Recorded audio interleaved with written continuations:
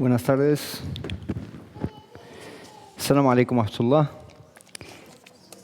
Que la paz sea con todos vosotros.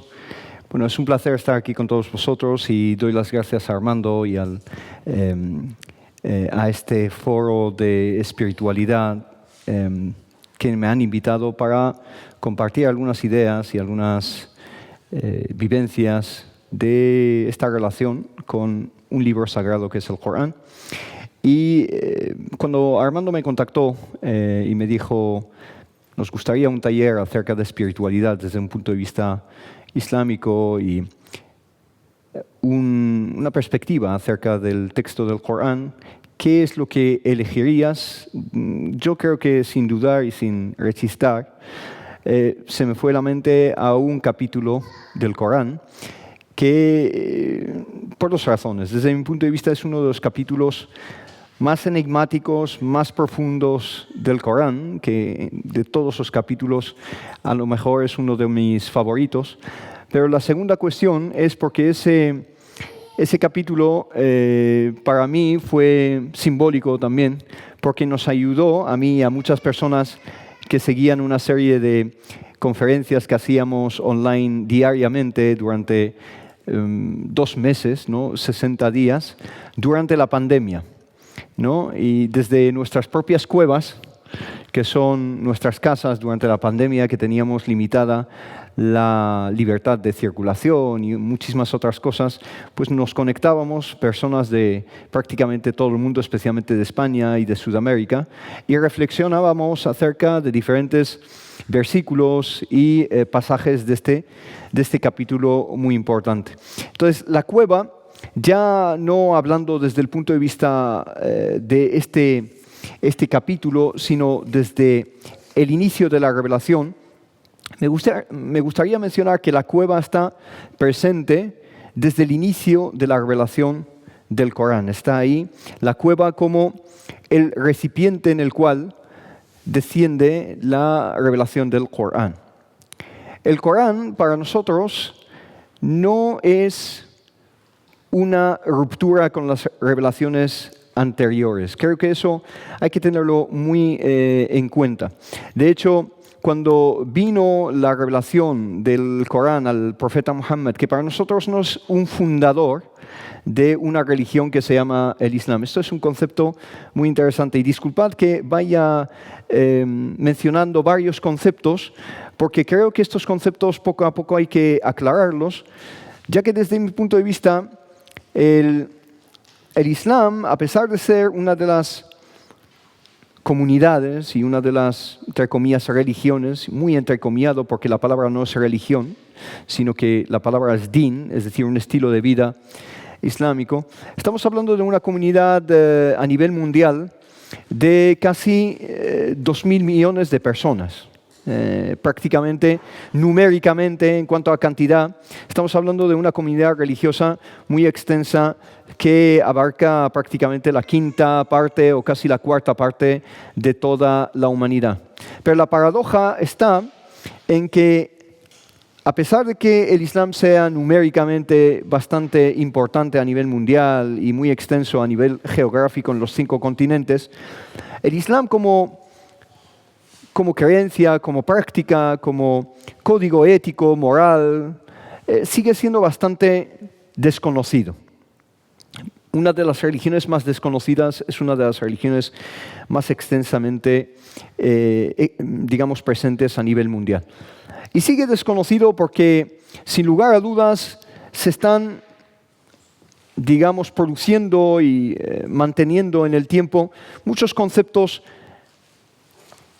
anacrónicos acerca del Islam, algunos conceptos que ya no son aplicables a los musulmanes. Y digo anacrónicos, por ejemplo, aquí en España el concepto que se aplica al Islam y al musulmán o a la musulmana, la persona musulmana, es el concepto de que Islam es equivalente a extranjero, a una persona foránea, a una persona de fuera, ¿no?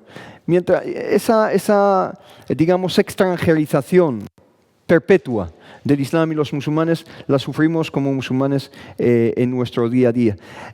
Otro concepto que se mantiene acerca del Islam es también un concepto de que el Islam es antagónicamente opuesto o es el otro por antonomasia en cuanto se habla de otras comunidades religiosas como el cristianismo, el judaísmo, etc. Y yo creo que eso cae por su propio peso si examinamos de una forma cercana y profunda el propio texto del Corán. Y tengo algún ejemplo aquí. Dos ejemplos en los cuales se ve un paralelismo en una expresión que vemos dentro del texto del Corán. Si vamos a el capítulo 3 del Corán, capítulo 3, su título en árabe es Al-Imran, que significa la Sagrada Familia, la familia de Jesús, que la paz sea con él. Es decir, Jesús, su madre María y sus abuelos Ana, Joaquín, etc. Entonces, en ese contexto de la Sagrada Familia dice lo siguiente. Dice, ha hecho que descienda sobre ti el libro con la verdad, confirmando lo que ya había, al igual que hizo descender la Torá y el Injil. Injil en árabe es el Evangelio, ¿no? Es una arabización de la palabra griega evangelion, ¿no? Entonces, esa confirmación ha confirmado, si vamos un capítulo 2, más adelante estamos hablando del capítulo de El Ma'idah, que significa la mesa servida.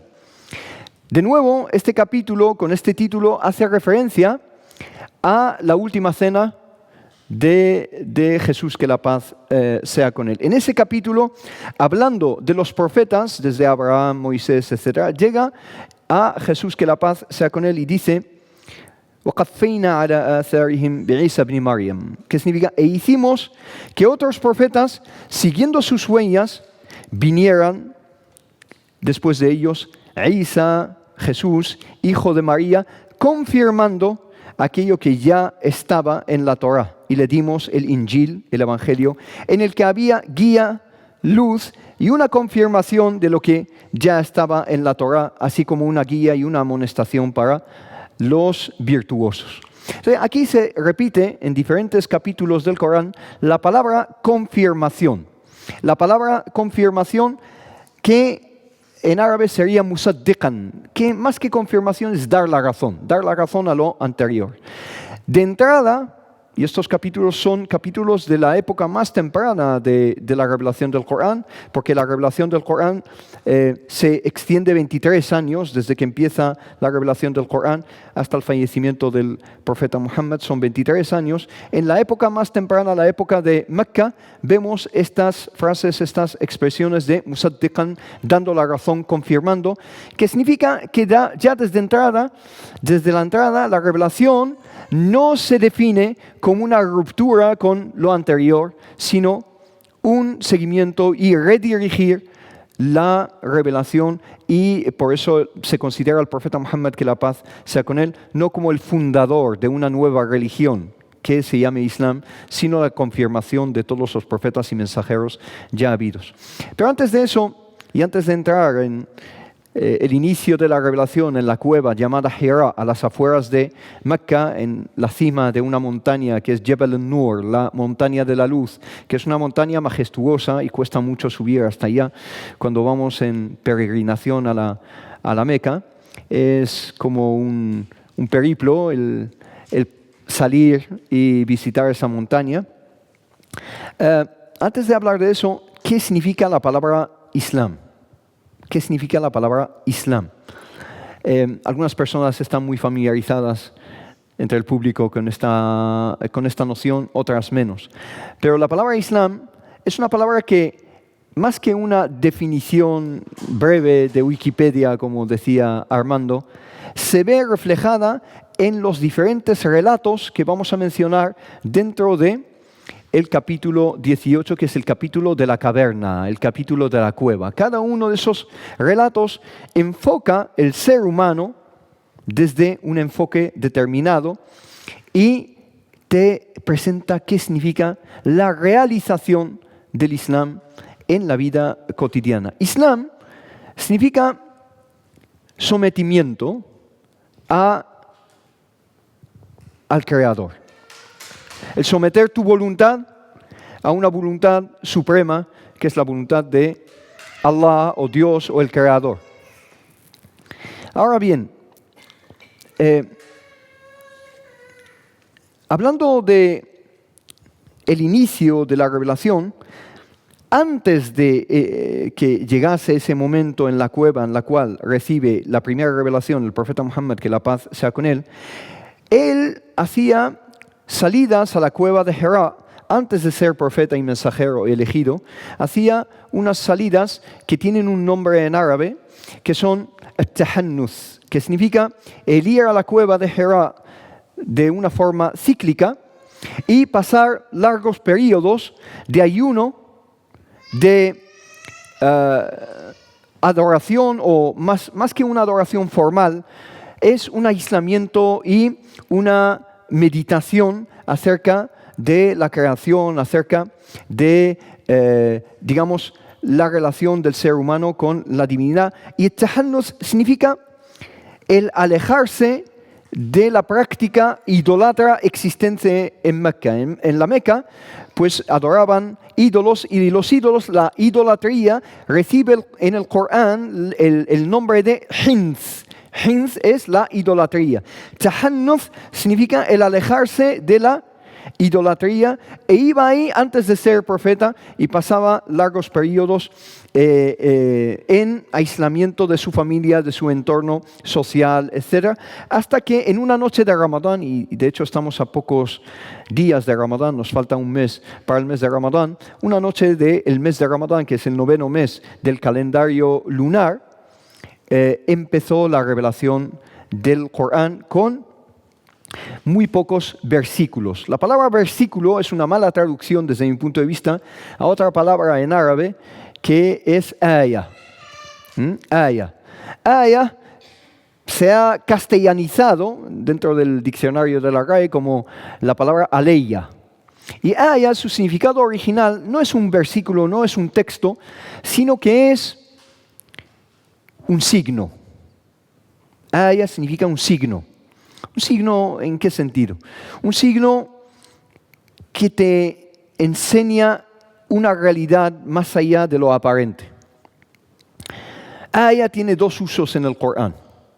Un uso en cuanto al texto, los versículos de los que se compone el texto se llaman signos, ya que los eruditos musulmanes hablan de que la revelación de Dios es de dos tipos. Un tipo que es a través del libro visible de Dios, que es el universo. En ese sentido, se considera que cada fenómeno en el universo, cada fenómeno en el cosmos, es un versículo que tienes que leer. Es un signo que te enseña una realidad detrás de lo aparente. Cada amanecer, cada atardecer, cada hoja de árbol que cae, cada nacimiento, cada fallecimiento, cada ocurrencia que está teniendo lugar en el universo, tiene dos lados. Un lado aparente, que es lo que ves, y un lado que es el dorso de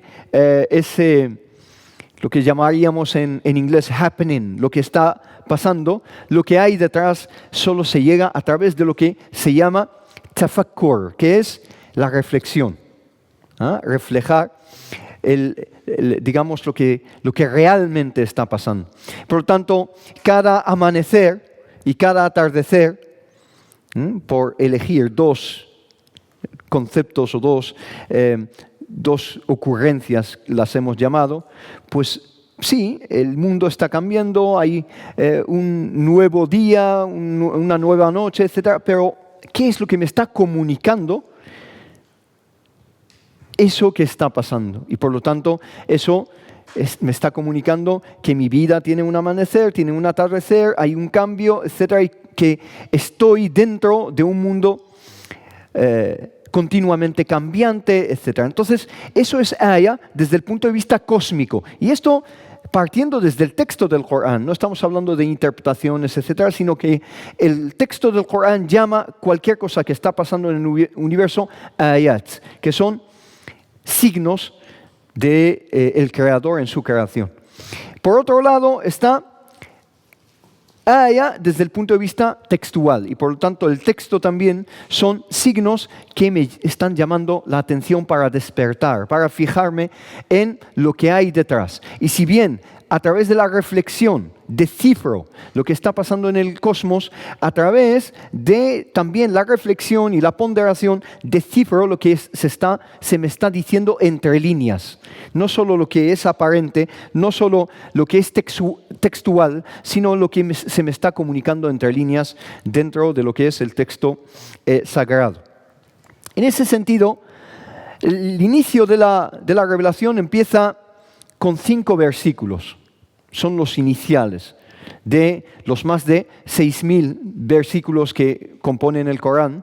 Los iniciales en esa primera noche fueron 5, que son los siguientes, que empiezan con un imperativo, un verbo en imperativo, que es lee, iqra. Yo siempre digo que ese imperativo de leer no es una lectura solo textual, sino lee el universo también, que es el libro abierto que Allah subhanahu wa ta'ala, que Dios ha creado, necesita a alguien que no sea analfabeto, que sepa leerlo, lo que está escrito a su alrededor. Lee en el nombre de tu Señor que ha creado al hombre de alaq. Alaq se traduce de una forma bastante rudimentaria en español desde mi punto de vista. Alaq se traduce en esta traducción que he usado, que es de Melara Navío, el granadino, que es una traducción bastante buena, pero a veces tiene cuestiones que son demasiado literalistas. Alaq aquí se traduce como un coágulo, ha creado al hombre desde un coágulo, pero más que un coágulo, habla de que la forma del ser humano en un estado embriónico es la forma de alaq, que significa una sanguijuela. Leech, ¿no? En inglés, una sanguijuela. Entonces, la forma del ser humano es una sanguijuela en ese estado más temprano, y por lo tanto el texto te está diciendo quién eres, de dónde vienes. Vienes de algo tan insignificante, al principio una célula que luego se convierte en 2, en 4, en 16, etc. Y ya toma forma, toma digamos, estos rasgos que tienes. Por lo tanto, cuando te mires en el espejo, ¿qué es lo que estás viendo? ¿Quién eres? ¿De dónde vienes? ¿Dónde estás? ¿A dónde vas? Y cómo este cambio constante en el ser humano nos debería llamar a la reflexión. Y dice, lee que tu Señor es el más generoso, el que enseñó por medio del cálamo, enseñó al hombre lo que no sabía. Entonces, hasta ahí los 5 primeros versículos del Corán. A mí me gusta mucho un comentario que existe del Corán y que le comentaba antes tanto a Armando como a algunos compañeros. Un libro que existe del Corán o acerca del Corán, que es en inglés God and Man in the Quran. Semantics of the Quranic Weltanschauung, ¿no? Que es la visión del universo, del mundo. El autor de este libro se llama Toshihiko Isutsu, no sé si lo he pronunciado bien. Y Toshihiko Isutsu es un autor de los años 60, los años 60 también algunos libros tiene, y es el primer traductor del Sagrado Corán al japonés. Y tiene algunos libros muy, muy interesantes en cuanto a la terminología que está usando el Corán y cómo algunos términos preexistentes antes de la revelación del Corán, porque el Corán usa términos preexistentes en el idioma árabe, con la revelación los redefine y les da unas dimensiones nuevas a esos mismos términos preexistentes.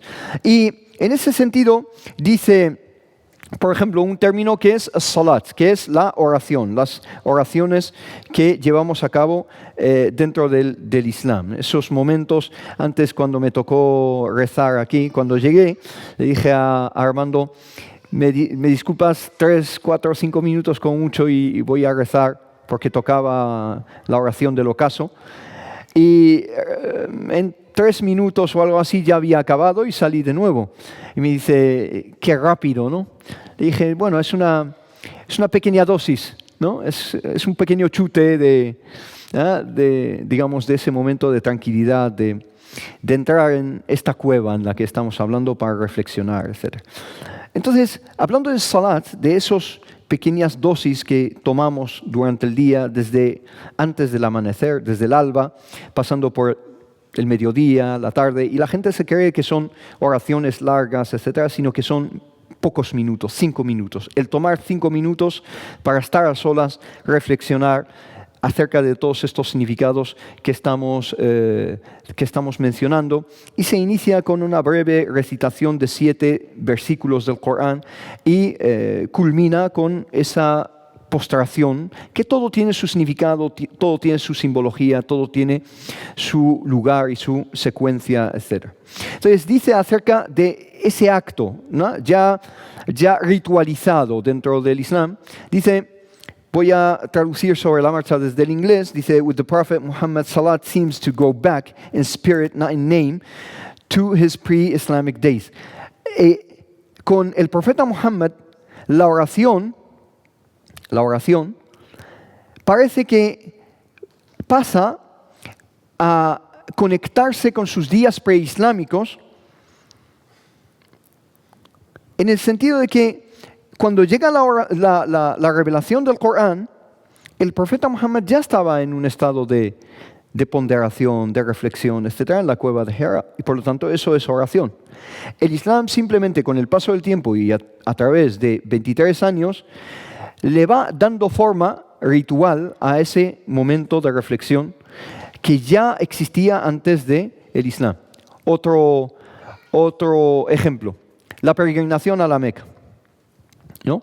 Es uno de los preceptos fundamentales dentro del Islam, uno de los 5 pilares del Islam, como se llaman, que una persona musulmana, un hombre, una mujer pudiente económicamente y físicamente capacitado, tiene que ir en esa peregrinación, ese viaje, ese movimiento, ese periplo, tanto interior como exterior, hacia la Meca. Ese ritual ya existía antes del Islam. Lo que pasa es que con el paso de los siglos se había introducido muchas prácticas, digamos, idiosincráticas de la península arábiga y otras importadas desde fuera, desde los nabateos en Petra y en, digamos, lo que es hoy en día Jordania, etc., se ha introducido diferentes prácticas que eran ajenas a lo que era la peregrinación según el profeta Abraham, porque se inicia con el profeta Abraham e Ismael. Y con el paso de los siglos se introducen diferentes prácticas, algunas idólatras, otras paganas, etc. Y lo que se ve es que el profeta Muhammad no es el que introduce esa práctica, sino que simplemente intenta devolverla a su estado original con el profeta Abraham, que la paz sea con él. ¿Qué quiero decir con esto? Con la oración, con el peregrinaje y con lo que hemos hablado de la no ruptura con Jesús, con Moisés, etc., es que muchas veces se cree que la autenticidad de una tradición religiosa radica en que no se parezca a ninguna otra tradición, sea la cristiana o judía, y no tenga nada que ver con las demás tradiciones.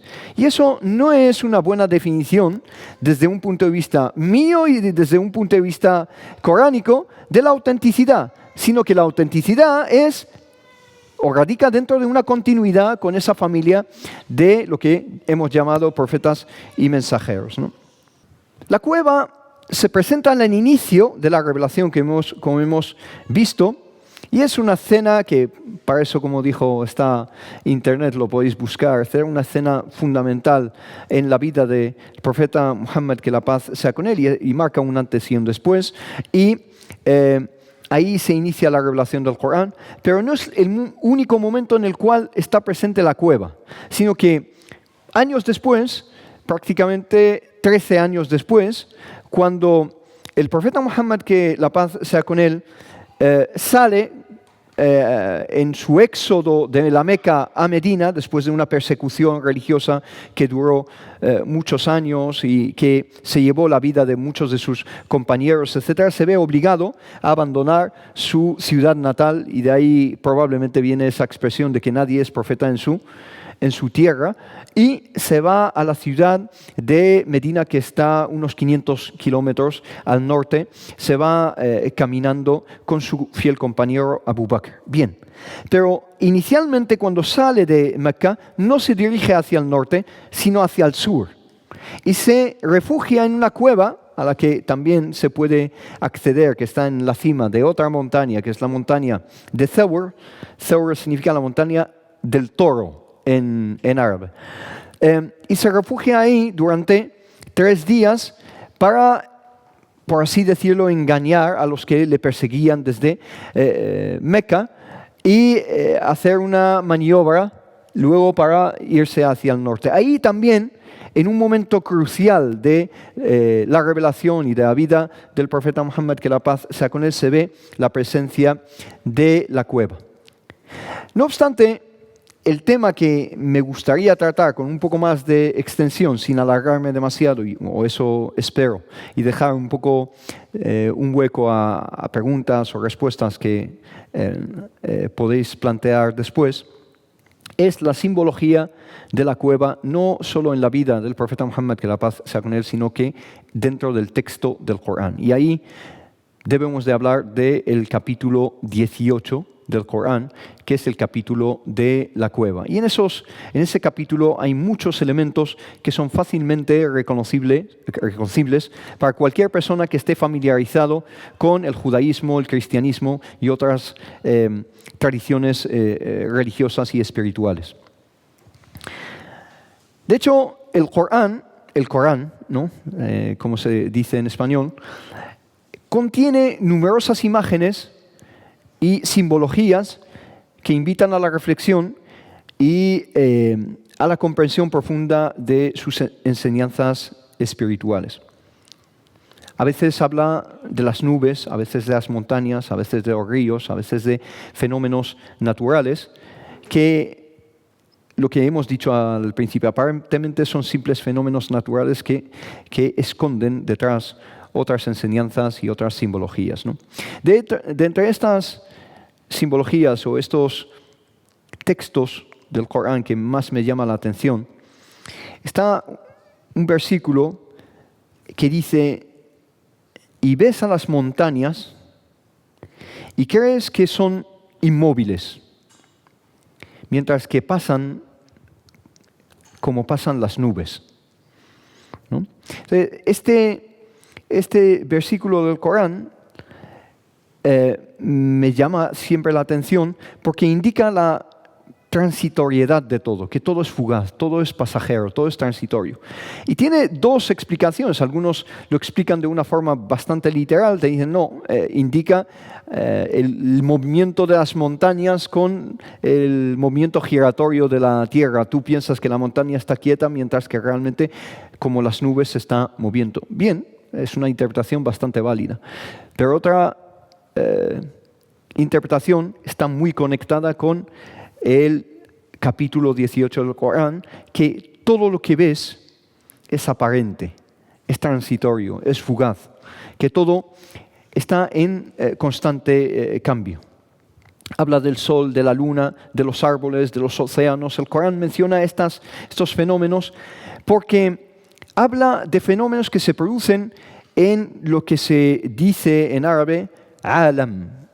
La palabra alam en árabe significa mundo. Alam es mundo. Pero la etimología de la palabra alam es muy, muy interesante desde mi punto de vista. Porque la etimología está conectada con ilm, que significa conocimiento. Alam, la forma alam, significa, la morfología de la palabra indica que es una herramienta. Alam es la herramienta a través de la cual se consigue el conocimiento. Es decir, el mundo y todo lo que contiene, el universo, es una herramienta a través de la cual se puede conseguir un conocimiento profundo acerca de la realidad de las cosas mediante la meditación, mediante la reflexión, mediante el estudio, etc. Entonces, esta palabra alam es la herramienta a través de la cual se consigue el ilm. Y entre estos símbolos que hemos mencionado, las montañas, las nubes, etc., destaca el símbolo de la cueva, que juega un papel central en la transmisión de estos significados trascendentales dentro del Corán. Aparece especialmente, como hemos dicho, en el capítulo homónimo, que es la caverna o la cueva, el Kahf en árabe, el capítulo del Kahf. Y es uno de los pasajes más significativos, y en esta sura se relatan 4 historias aparentemente separadas. Historias que aparentemente no tienen nada que ver la una con la otra. Separadas en el tiempo, separadas culturalmente, separadas en todos los sentidos, pero detrás del texto existen muchos hilos conductores que unen las 4 narrativas. Para empezar, cuando se habla de la cueva y lo aparente y lo real, etc., a cualquier persona con un mínimo conocimiento, familiarizada en cierto sentido con la filosofía griega y especialmente con Platón, pues le viene a la mente pues el mito de la caverna de Platón, ¿no? Ese mito en el cual hay personas encadenadas dentro de una cueva y con la espalda hacia la entrada de la cueva, y lo que ven reflejado en las paredes son simplemente sombras de objetos y de personas, etcétera, que pasan detrás de ellos. Y cuando una persona finalmente rompe esas cadenas y sale a la luz del sol y ve las cosas tal y como son y no como aparentan ser, pues eso, digamos, blows his mind, ¿no? Le sorprende muchísimo, y cuando vuelve para transmitir o describir de alguna forma lo que ha visto, primeramente el lenguaje es una cadena en sí, porque no le ayuda para transmitirlo lo vivido, lo experimentado, lo visto. Y las personas que siguen encadenadas les cuesta muchísimo creer lo que están escuchando. Es una alegoría bastante interesante, y esas cadenas muchas veces, o la mayoría de las veces, no son cadenas físicas, nadie de nosotros está encadenado, pero hay muchas cadenas a nivel intelectual, a nivel espiritual, etc. Y digamos que la cultura dominante hoy en día en el mundo es en sí una serie de cadenas que nos limitan, ¿no? Si uno enciende la televisión y ve lo que se está hablando en la mayoría de los canales de televisión, etc., pues ve que las cadenas muchas veces no son visibles, sino que son bastante invisibles, o mejor dicho, pasan desapercibidas, y que nos frenan y nos limitan a la hora de buscar significados y buscar, digamos, algo trascendental en esta experiencia mundanal fugaz. Por lo tanto, se viene a la mente lo de Platón, ¿no? La alegoría de la cueva de Platón que menciona en la República y que describe este grupo de personas que hemos mencionado, que confunden las sombras con las realidades. Y ahí se ve, se representa la ignorancia en contraste con el conocimiento, y las creencias falsas en contraste con el conocimiento verdadero, lo que se llama filosofía, es decir, el amor a la sabiduría. Y de hecho la sabiduría es un ladrillo fundamental, o la piedra fundacional de este capítulo 18, porque el hikmah, la sabiduría, aparece en este capítulo de una forma insistente y contrasta a los prisioneros con los filósofos, los buscadores de la verdad y los que han sido iluminados por dicha verdad. Pero en el Corán yo creo que va un poco más allá, de la alegoría o del mito de Platón, porque nos plantea la realidad del propio ser humano, una, digamos, preocupación ontológica en relación con el ser humano, con la recuperación del significado de la existencia del ser humano, y eso se plantea ya desde el principio. Si bien el capítulo se compone de 110 versículos, 110 aleyas, en los que aparecen esos 4 relatos alegóricos principales que hemos mencionado, intercalados entre esos 4 relatos existen reflexiones posteriores y anteriores a cada relato, es decir, algunas ideas fundamentales acerca del ser humano, de su relación con el mundo, con la divinidad, etc. Porque hay una estructura. Tú lees el Corán y no ves la estructura, sino que tienes que buscarla, tienes que reflexionar profundamente y ya ves la estructura de cada capítulo. Bien, inicialmente en el versículo 7 se ven algunas ideas introductorias de lo que es este capítulo, cuando empieza a contrarrestar algunos conceptos, que son, por ejemplo, en el versículo 7 y 8 dice lo siguiente: hemos puesto todo lo que hay sobre la tierra como un adorno que le es propio para probar cuál de ellos sería mejor en sus acciones. Y ciertamente haremos que todo lo que hay en ella, en la tierra, quede en tierra baldía, en un suelo totalmente baldío. Acerca de esto, un exegeta del Corán, un intérprete del Corán del siglo XVIII, que es coetáneo mío, o mejor dicho, paisano mío de la ciudad de Tetuán, que se llama Ibn Ajiba, fallecido en el año 1809. Su exégesis alegórica, no textual, porque en su exégesis siempre, con cada versículo del Corán, tiene dos componentes. Un componente en el cual te explica lo que se está diciendo textualmente y luego habla del ishara, lo alegórico, en ese pasaje del Corán.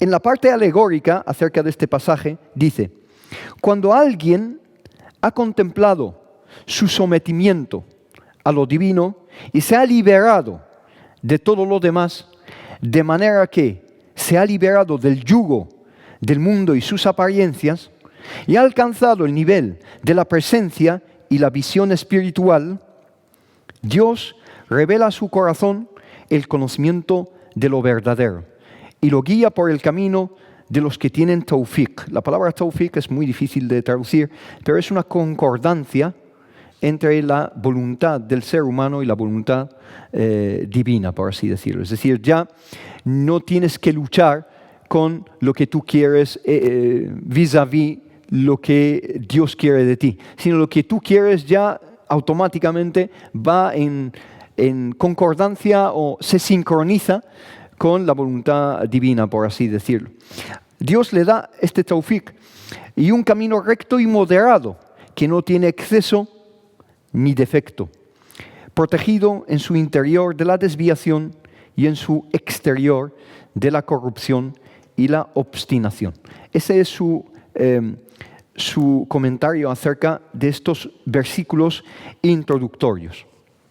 La cueva se llama así el versículo porque el relato introductorio es un relato que se da dentro de una cueva. Y es una narrativa que para cualquier persona con cierto conocimiento de la tradición cristiana le va a sonar bastante. Porque en la tradición cristiana también se habla de los 7 jóvenes de Éfeso. La ciudad de Éfeso es una ciudad que, si no me equivoco, está hoy en día en lo que sería Turquía, y es una ciudad que vio una persecución de los cristianos, los seguidores de Jesús, que la paz sea con él, en el siglo III. Y en esa ciudad, Decius proclamó que todas las personas de esa ciudad tenían que ofrecer sacrificios y ofrendas a los dioses paganos romanos de aquel entonces. Y un grupo de jóvenes huyeron de la ciudad y buscaron refugio en una cueva. Y ahí dice la historia que se dieron muchos prodigios que les salvaron de esa persecución. El Corán no entra en muchos detalles en cuanto a la narrativa acerca de los jóvenes. Y esto es algo constante en el Corán, muy, muy interesante desde mi punto de vista. En cualquier relato, que los relatos en el Corán ocupan, podríamos decir, más del 70% del volumen de lo que es el texto coránico. Por muchas razones, porque los seres humanos siguen con más facilidad el estilo narrativo. Y a través de la narración, a través del relato, puedes, digamos, acercar diferentes principios éticos, creencias, etcétera, a la persona, sea cual sea su nivel académico, su nivel social, etcétera. Eso es una cuestión. Pero en los relatos del Corán, que algunos capítulos del Corán llevan el nombre de profetas, de la familia sagrada de Jesús, como hemos dicho en el capítulo 3. Luego el capítulo 2 habla mucho de relatos acerca de los israelitas y por eso lleva el nombre de la vaca, ¿no? Por un suceso en la vida de Jesús, de Moisés, que la paz sea con él. Entonces muchísimos capítulos del Corán hablan de relatos, de narrativas. Pero lo llamativo en esas narrativas es lo siguiente, que muchas veces no se menciona el nombre de los personajes. Son anónimos prácticamente. Salvo algún protagonista de la narrativa, no se mencionan nombres. Segundo, no se menciona o se preocupa mucho la revelación coránica con el lugar. No te dice exactamente dónde está teniendo lugar esa narrativa. No te habla mucho del tiempo, no te ubica eso en el tiempo, en siglo tal. No hay ninguna referencia prácticamente al tiempo. No hay detalles en ese sentido. ¿Por qué? Pues porque a través de el anonimato hace que el relato sea universal, que una persona lo lea en Japón o en España o en cualquier lugar del mundo y se sienta más o menos, digamos, reflejado en esas vivencias, en ese viaje espiritual que se está reflejando en ese relato, en esa narrativa. Aquí, los 4 relatos de los que estamos hablando son relatos muy enigmáticos que dejan muchísimas preguntas planteadas. Y, por supuesto, que lo deja adrede. Muchas preguntas planteadas porque apenas te habla de los protagonistas. En el caso de los jóvenes de Éfeso, de la caverna, no te dicen ni quiénes son, ni cuántos eran. De hecho, al final del relato te dice, algunos te van a decir que son 8, algunos te van a decir que son 7, otros te van a decir que son 5. Da igual, no entres en estos debates de cuáles son, eso es lo de menos. No se menciona dónde tuvo lugar, cuándo, etcétera, es lo de menos, sino que se habla de que son jóvenes, de cuáles son las motivaciones que les llevaron a buscar refugio en esa caverna y de cuál fue el resultado de la protección divina, etc. Y ahí tenemos que conectarlo con la vida del profeta Muhammad, que la paz sea con él. Es decir, esta revelación, este fragmento de la revelación, ¿qué es lo que les está intentando comunicar a esa comunidad inicial musulmana del profeta Muhammad y sus pocos seguidores en la Meca en la época más temprana del Islam? Les está comunicando que no os preocupéis por esta persecución implacable, violenta que estáis sufriendo. Porque de la misma forma que los jóvenes de la caverna buscaron refugio y pidieron, por cierto, una de las pocas veces que se pronuncian dentro de ese relato, los jóvenes de Éfeso en esa caverna, piden a Dios Rahma, que significa compasión. Pues de la misma forma que ellos durmieron dentro de la cueva, porque el prodigio que se produce ahí es que quedan dormidos cientos de años y despiertan de nuevo. Lo mismo se menciona en la narrativa desde el punto de vista cristiano, aunque hay algunas diferencias en cuanto al tiempo que estuvieron, etc. Entonces, los jóvenes de Éfeso entraron a la caverna mientras que en el mundo externo, el mundo exterior, se estaba persiguiendo implacablemente a los seguidores de Jesús. Cuando salen de la caverna después de cientos de años, su ciudad ya había aceptado el mensaje de Jesús y ya no había persecución. Por lo tanto, les está diciendo a esa comunidad musulmana: no os preocupéis, que lo que estáis viendo que se va a prolongar 20, 30 o 40 años, al fin y al cabo eso no es nada en el cómputo de los años, sino que después de 100, 200 años, la Meca, que os está persiguiendo y os está expulsando, etc., todo va a cambiar. Y si volvieseis después de 100 años o 200 años, veréis que se trata de una ciudad totalmente distinta. Bien, eso es en cuanto al contexto de lo que es el relato. Pero ahí, tanto en este relato como en todos los siguientes, los 3 o 4 siguientes, se repite una palabra mucho. Se repite una palabra constantemente. Que es una palabra que me gustaría intentar no traducir, sino explicar. Se repite la palabra fitna.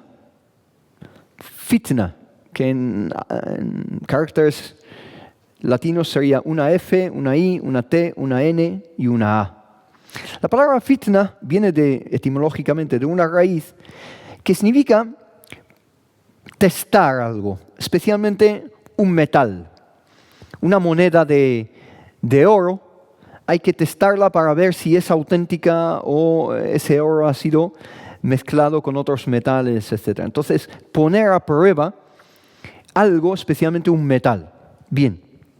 Entonces, fitna muchas veces en el imaginario de los propios musulmanes, y lo he comprobado en muchas conferencias, que pregunto a las personas que están ahí, ¿qué entienden por fitna? Siempre la contestación, la respuesta es negativa. Fitna es una persecución religiosa o es algo negativo, etc.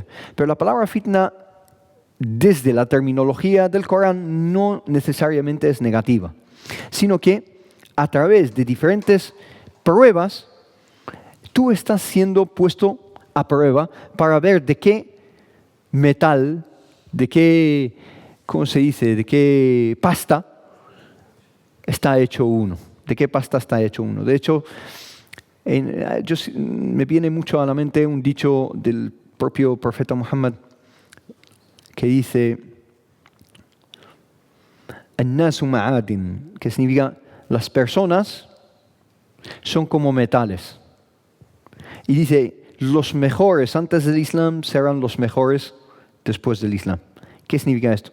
Significa que vale, una persona antes del Islam, en la época del profeta Muhammad sallallahu alaihi wasallam, en cualquier época de la historia, si era una persona tacaña y una persona, digamos, envidiosa y una persona tal, pues por mucho que lea y mucho que no va a haber una metamorfosis ni un cambio total, sino que los mejores antes del Islam serán los mejores después del Islam.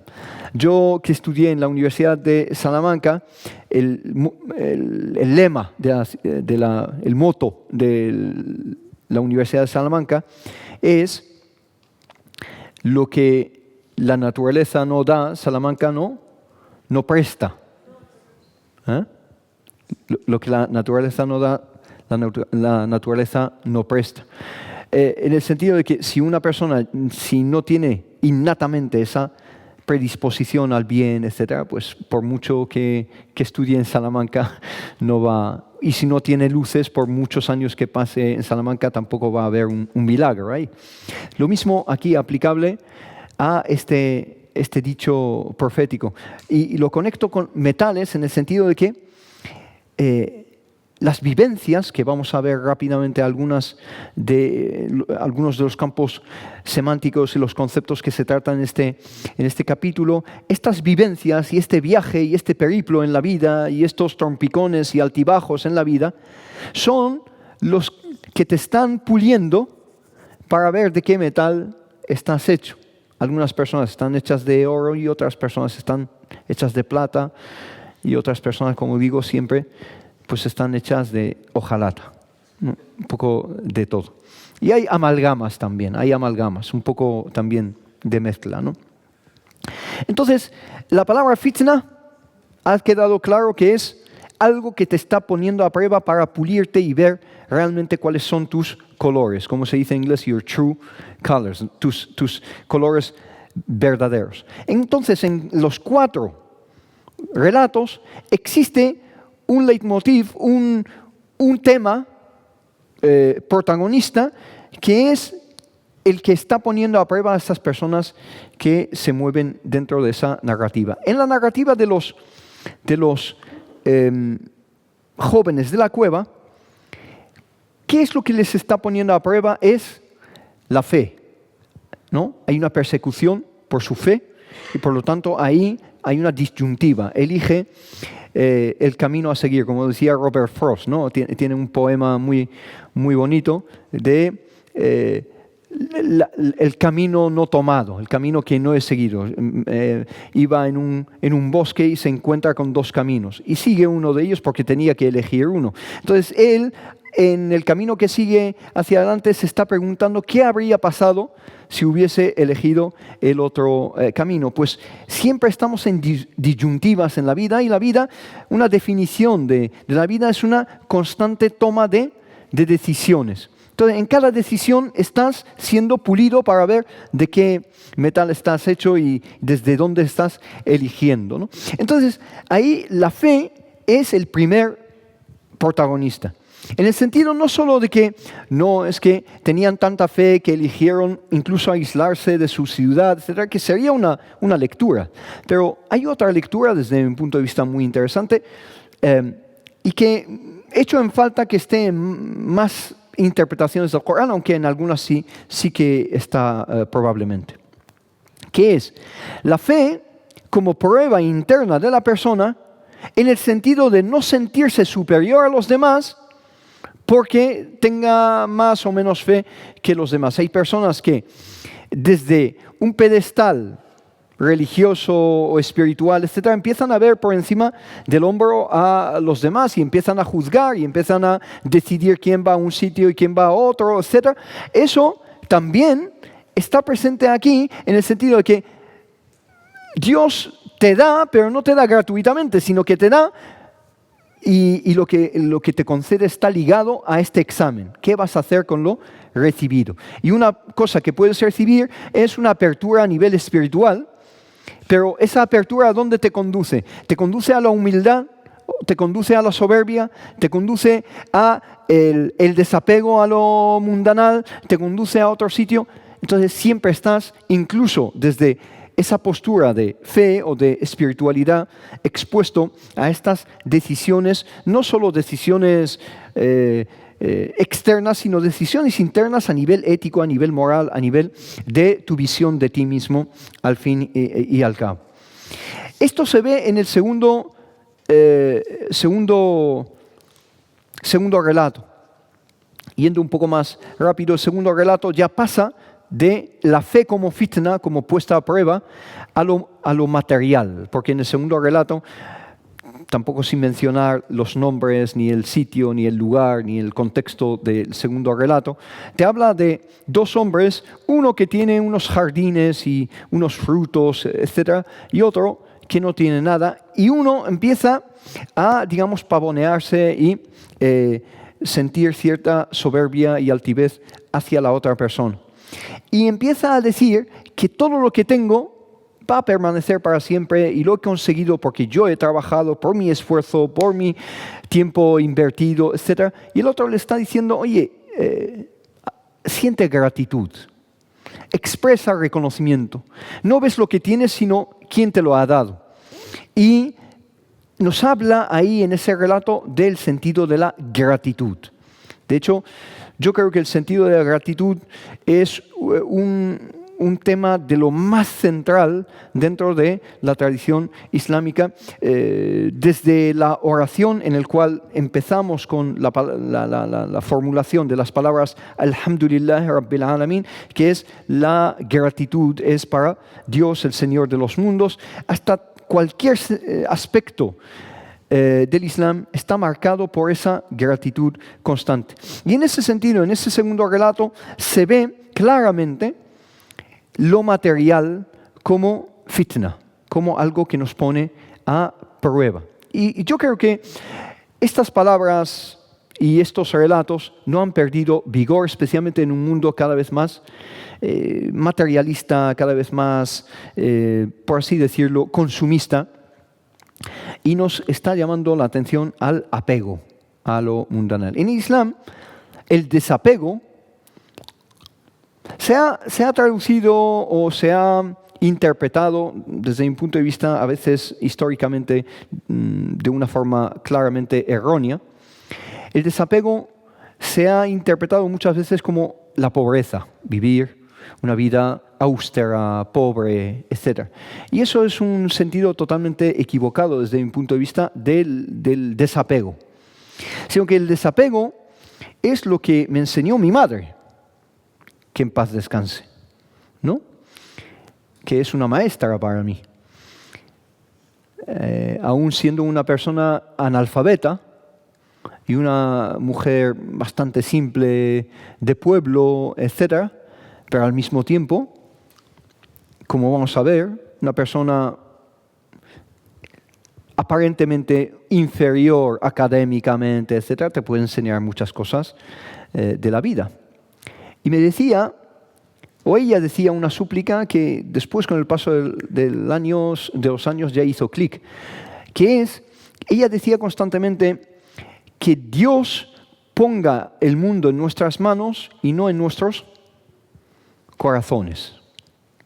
Decía eso, que Dios ponga el mundo en nuestras manos y no en nuestros corazones. ¿Qué significa eso?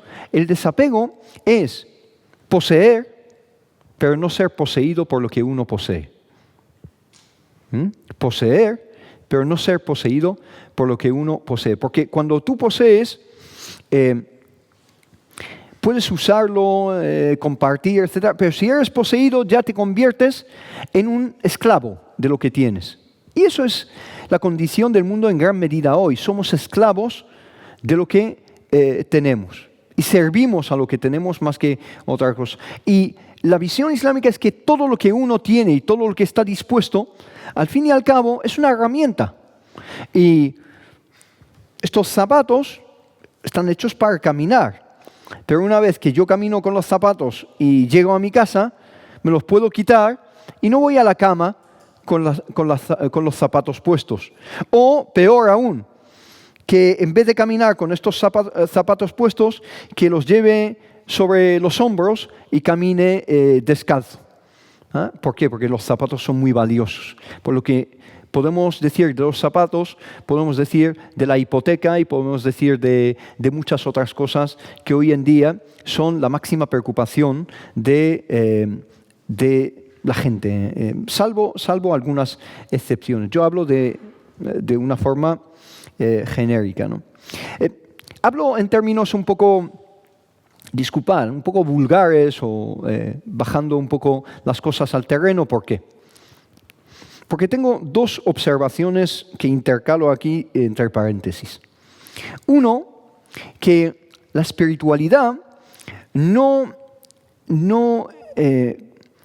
consiste en verbalizar las cosas de la forma más elocuente y más elaborada y más sofisticada. Porque eso al fin y al cabo es algo dialéctico más que otra cosa. Y yo aprendí, yo creo, hace muchos tiempos, después especialmente de estudiar al-Ghazali, el grandísimo erudito del siglo XII, a tener cuidado con ser cautivos de la dialéctica y pensar que por verbalizar las cosas de una forma sofisticada, con argumentos y sofismas muy bien estudiados y bien podemos poseedores de la verdad y tenemos la razón, etc. No, la espiritualidad, para mí, se ve en cómo nos comportamos en cada momento de nuestra existencia. En cada momento de nuestra existencia. Y la espiritualidad es nuestra relación con nosotros mismos, con Dios, porque hay un dicho muy, muy fundamental dentro del Islam, que es: aquel que se conoce a sí mismo, conoce a su Señor. A su Señor. Entonces, ¿qué significa? Algunos lo han malinterpretado como yo soy algo divino, etc. Y no es eso, desde el punto de vista no es eso. Sino el conocerse a ti mismo es reflexionar acerca de los entresijos de tu ser. Y intentar comprender por qué soy así y de dónde vengo y cuáles son mis vivencias, mis traumas, mis alegrías que he vivido en mi vida, etcétera, que han hecho de mí quien soy. Es como una escultura, ¿no? A base de golpes y a base de, ¿cómo se diría?, cincelazos, ¿no? Sería eso. Se ha esculpido quien soy hoy en día. Entonces eso requiere de un ejercicio diario de soledad buscada. Hay una diferencia entre la soledad buscada y la soledad indeseada. A veces la soledad es muy importante. Esos 5 minutos que yo tomo para estar a solas y rezar y reflexionar, etc., eso es soledad buscada. Y uno puede estar a solas estando rodeado de miles de personas. Y uno puede estar solo rodeado de miles de personas. No es lo mismo estar a solas que estar solo. En el sentido de que esa soledad y esa reflexión diaria, etcétera, es lo que me ayuda a comprender de dónde vengo, quién soy, a dónde quiero ir y tomar con más claridad esas decisiones, esas disyuntivas que me encuentro en cada momento de mi vida. Eso es la primera reflexión. La segunda reflexión acerca de la espiritualidad es que muchas veces se proyecta, cuando se habla de espiritualidad, etcétera, y eso es algo que he intentado romper en los foros donde me he movido, las clases, etcétera, que hemos estado dando durante estos años. La espiritualidad muchas veces se habla de ella como, digamos, una experiencia que se da en retiros espirituales o en monasterios o en lugares aislados. Mientras que la espiritualidad, para mí, es el buen trato a mi hija, o la relación que tengo con mi esposa, o con mis vecinos, etc. Ahí se ve la espiritualidad, en tu forma de ser. Por mucho retiro que tomes todos los años, y mucha meditación y mucho ejercicio, etc. Si cuando te encuentras con la gente dejas que desear, entonces esa espiritualidad, digamos, echa aguas por todas partes. Sino que la espiritualidad tiene que ser algo práctico, algo realizable en el terreno de la realidad y que afecta a las relaciones humanas y la relación con los cercanos y los más lejanos. En ese sentido, el segundo relato habla de nuestra relación con el mundo, con las posesiones, con, digamos, lo material. Y luego en el tercer relato, con el que ya concluyo, que quizá es el relato que más peso filosófico desde mi punto de vista lleva, que es un relato que gira en torno a Moisés, que la paz sea con él. Y Moisés, en un viaje, se encuentra con un personaje enigmático, que en árabe se le dio un nombre que no aparece dentro del texto coránico, que es el Khidr, ¿no? El Khidr, que indica un color verde, el verdor, ¿no? Khidr viene de Akhdar, que significa verde. Vale.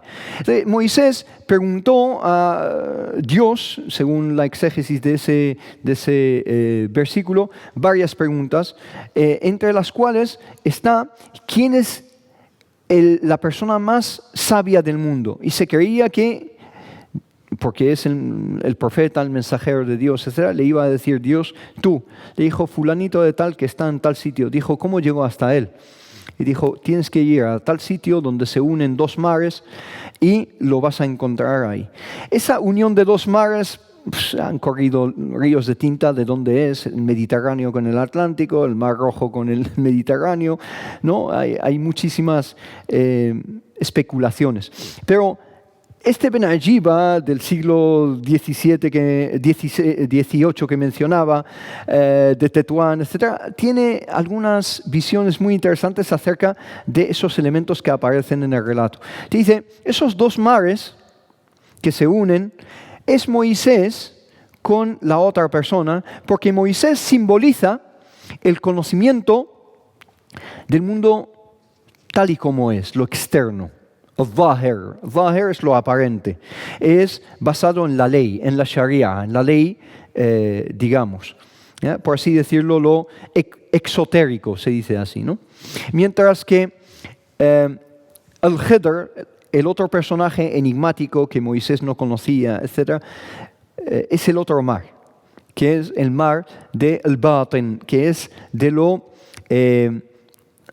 esotérico, de lo oculto, de lo no visible, de lo no aparente. Entonces, se da esta unión, esta, digamos, explosión entre dos mundos que no están opuestos ni mucho menos, sino que van en paralelo. Entonces, en la espiritualidad islámica se habla de la Sharia como la ley, pero luego está Haqiqa, que es la realidad, ¿eh? Más allá de lo aparente. Y Moisés le pide, por favor, a esa persona el seguirle en su camino. Y siempre vemos en los cuatro relatos el viaje. Vemos la transición, ¿no? Luego, posteriormente, porque estos estudios del Corán, etcétera, en los años 80 y 90 los estudiaba con un erudito muy importante de mi ciudad natal, pero luego decidí estudiar estudios islámicos, estudios árabes, etcétera, pero también estudié filología inglesa, ¿no? Y cuando me empecé a profundizar en la filología inglesa, me encontré con ciertos relatos arturianos, ¿no? Y un relato, una narrativa, creo que es anónima, no sabemos cuál es el autor, que se llama Sir Gawain and the Green Knight. Sir Gawain and the Green Knight. El señor Gawain. Gawain es uno de los caballeros de la mesa del rey Arturo, ¿no? Su mesa redonda, etc. Y se encuentra con lo que se llama The Green Knight, que es el caballero verde. Y vi muchísimos paralelismos entre este relato en el Corán y este relato del siglo XIV probablemente.